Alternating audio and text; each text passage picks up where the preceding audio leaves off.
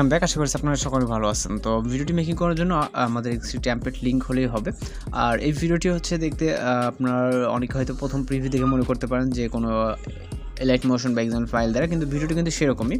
তো এই ধরনের ভিডিওগুলো এডিট করার জন্য আমি যেটা বলছি জাস্ট একটি টেমপ্লেট লিঙ্ক। ওকে, টেমপ্লেট লিঙ্কের উপরে জাস্ট আপনারা ক্লিক করবেন।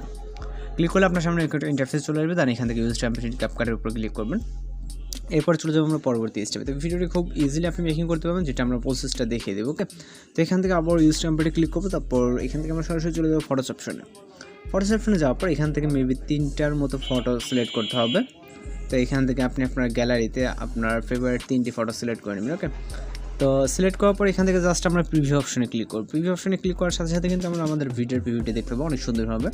তো আমি যেটা বলছি, এই যে বর্ডার বা এই যে ভিডিওগুলো হচ্ছে আপনার ভিতরে যেটা দেখতেছেন লেয়ারগুলো, এগুলো কিন্তু মূলত হচ্ছে লাইট মোশন দিয়ে মেক করা হয় বা ওইরকমই দেখাচ্ছে। তো ওইরকম সিস্টেম আর কি ভিডিওটা একটা ট্রেনিং ভিডিও।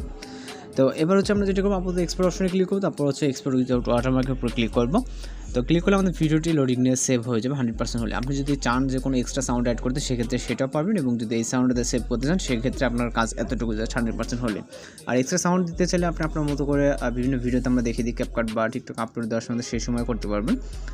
তো আশা করি আপনার কাছে ভিডিওটি ভালো লাগছে। আর যদি ভিডিওটি ভালো লাগে অবশ্যই আমাদের চ্যানেলকে সাবস্ক্রাইব করবেন। আর বেল আইকনে বাজিয়ে দিন। তো দেখা হচ্ছে পরবর্তী কোনো ভিডিওতে। সে পর্যন্ত ভালো থাকবেন, সুস্থ থাকবেন।